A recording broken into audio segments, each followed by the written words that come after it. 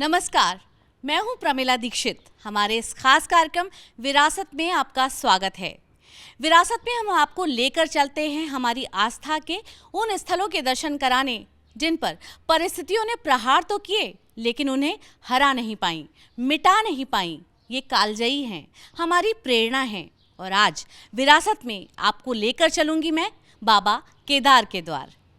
स्वस्ते स्वस्ते न इंद्रो वृद्धश्रवाः स्वस्ते नः पूषा विश्ववेदाः स्वस्ते नस्तार्क्ष्यो अरिष्टनेमिः स्वस्ते नो बृहस्पतिर्देवताः। केदारनाथ समय यहाँ आकर जैसे ठहर जाता है। ईश्वर से सीधा साक्षात्कार। मंदाकिनी और सरस्वती के बहाव के साथ हिमालय की गोद में बादलों के बीच बैठे हैं बाबा केदार। आदि योगी हैं, महायोगी हैं, मन के हैं भोले भंडारी।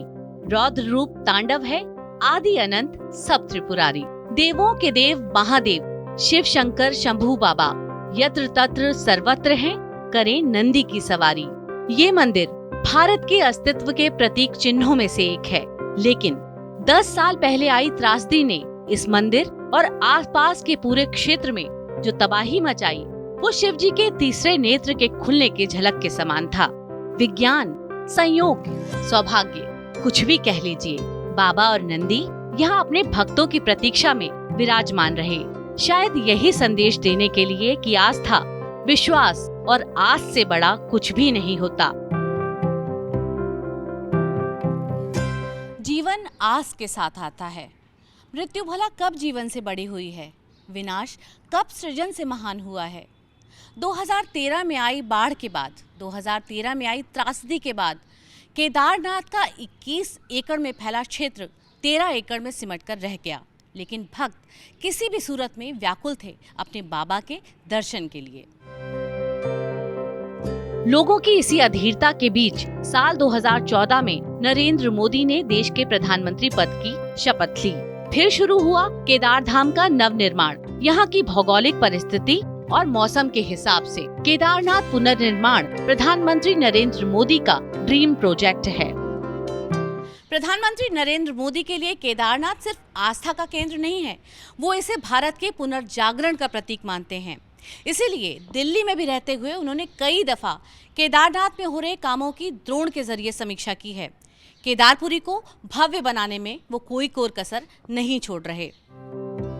अब केदारनाथ के दर्शन के लिए बाय रोड भी आना कठिन नहीं रहा है। 4 धाम ऑल वेदर रोड एक अलग ही अनुभूति देने का प्रयास है। यहाँ हुए निर्माण कार्य यानी पूरे हुए फर्स्ट फेज को देखें तो मंदिर को सीधे केदारपुरी से जोड़ने वाली 70 फीट चौड़ी और 840 फीट लंबी कंक्रीट सड़क का निर्माण हुआ है। सरस्वती और मंदाकिनी के संगम पर ये आगमन प्लाजा बनाया गया है। केदारनाथ मंदिर के सामने एक मंदिर प्लाजा का निर्माण हुआ है। केदारपुरी के दोनों ओर त्रिस्तरीय दीवार बनी है। मंदाकिनी रिवर प्रोटेक्शन वॉल और सरस्वती प्रोटेक्शन वॉल।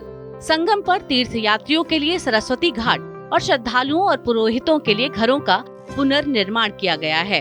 हिमालय की इस ऊंचाई पर आदि गुरु शंकराचार्य की इस भव्य प्रतिमा को देखना परम आनंद है। ये बताता है कि बाढ़ से क्षतिग्रस्त हुई आदि गुरु की समाधि का पुनर्निर्माण कितना आवश्यक था। बाबा केदार के दर्शन के साथ ही अभी मैंने आदि शंकराचार्य जी की समाधि स्थान वहां कुछ पल मैंने बिताए। एक दिव्य अनुभूति का वो पल था।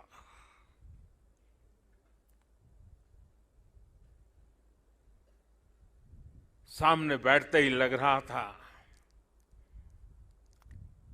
कि आदि शंकर की आंखों से वो तेज पुंज, वो प्रकाश पुंज प्रवाहित हो रहा है जो भव्य भारत का विश्वास जगा रहा है। केदारनाथ धाम में चल रहे दूसरे चरण के पुनर्निर्माण कार्यों से यात्रा पर असर न पड़े, इसके लिए केंद्र सरकार हर एक कोशिश कर रही है। चिनूक हेलीकॉप्टर से भी निर्माण कार्यों का 570 मीट्रिक टन सामान केदारनाथ पहुंचाया गया है, जिसमें मशीनरी और अन्य सामान शामिल है। 4 धाम की यात्रा और केदारनाथ में काम करने के लिए प्रतिकूल मौसम के बावजूद काम तेजी से किया जा रहा है। कुछ समय पहले ही यहाँ रोपवे प्रोजेक्ट का शिलान्यास हुआ है। इससे गौरीकुंड से केदारनाथ का सफर 6-7 घंटे से घटकर महज आधे घंटे का रह जाएगा।